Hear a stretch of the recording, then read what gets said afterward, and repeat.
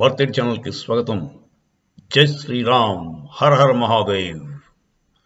కర్ణాటక ప్రభుత్వం సెక్యులరిజంకి అర్థం మనకి చెప్తుందండి. రియల్ సెక్యులరిజం అంటే హిందువులను అణగదొక్కాలి, సాయిబుల్ని ముస్లిమ్స్ని పైకెత్తేయాలి. అది Indian definition of secularism. Secularism దీనికి సిద్ధరామయ్య గారు కరెక్ట్గా చేస్తున్నారంట.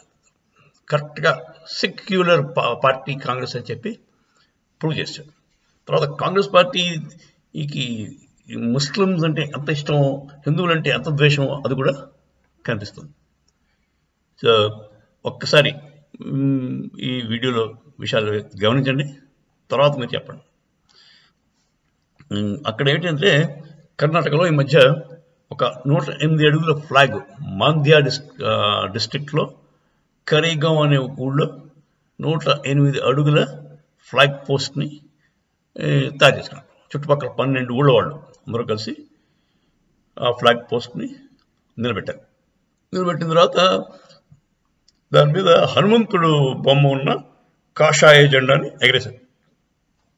ప్రప్రథమంగా అంటే ఫస్ట్ ఎగరేయగానే లోకల్ జిల్లా యంత్రాంగం అంతా అలర్ట్ అయిపోయింది, అప్రమత్తంగా అయిపోయి వెంటనే దాన్ని దించేయాలని చెప్పి నిర్ణయించారు.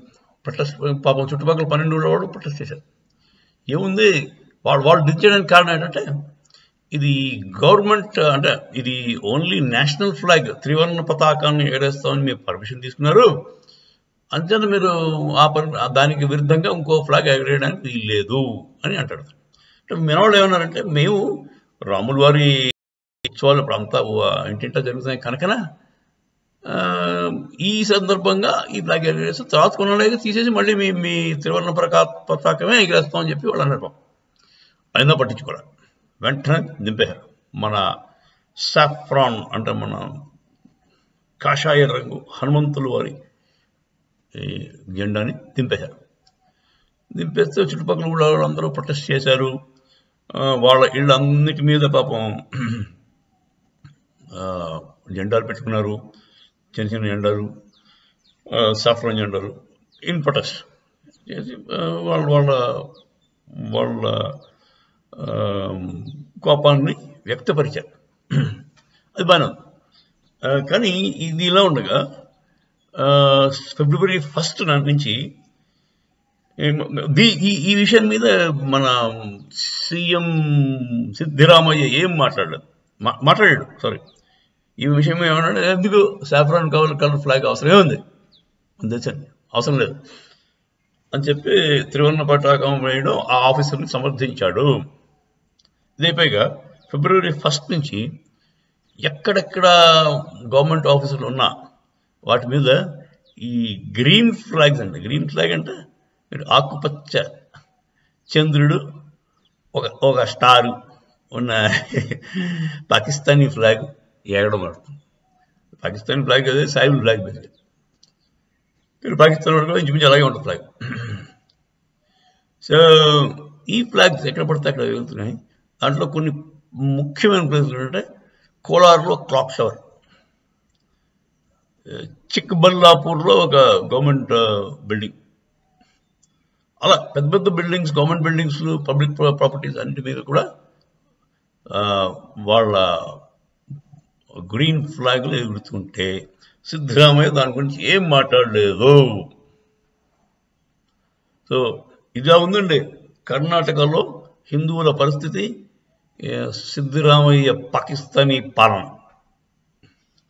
మీ ప్రజలు మరి పాపం వాళ్ళ సాయశక్తుల దాన్ని రివోల్ట్ చేస్తున్నారు, గట్టిగా పోరాడుతున్నారు, ప్రొసెషన్స్ తీసుకుంటున్నారు. అయినా వాడేం పట్టించుకోలేదు. వాడు చులకనండి. హిందువులంటే ఎంపీకి తరలే 4 క్యాస్ట్ ఫీలింగ్లు తెప్పించేస్తే వాళ్ళు ఓట్లు మాకేస్తారు అన్న ధీమా ఉందండి. సో మీరు హిందువులంతా ఇప్పుడు ట్రై చేస్తున్నారు, వాళ్ళ నిరసన చూపిస్తున్నారు. కానీ వాడికి అర్థం కావట్లేదు సిద్ధరామయ్యకి. వాళ్ళు ఎలాగైనా మేనేజ్ చేద్దాం అనుకుంటున్నాడు. కానీ ఫైనల్ టెస్ట్ మన అసెంబ్లీ ఎలక్షన్స్ ఉన్నాయి ఇప్పుడు దగ్గరలోనే. అసెంబ్లీ ఎలక్షన్స్లో హిందువులంతా ఐకమత్యంగా ఉండి ఈ కాంగ్రెస్ గవర్నమెంట్ని దించాలి. గవర్నమెంట్ ఇమీడియట్గా దించలేము, కాకపోతే ఎంపీలు ఫుల్ మెజారిటీ బీజేపీకి వస్తే అప్పుడు వాడికి అర్థం అవుతుంది, భయపడతాడు సిద్ధరామయ్య గారు. హిందువులని ఇంత చులకనగా చూడకూడదు అని ఒక భయం పడుతుంది కాంగ్రెస్ పార్టీకి.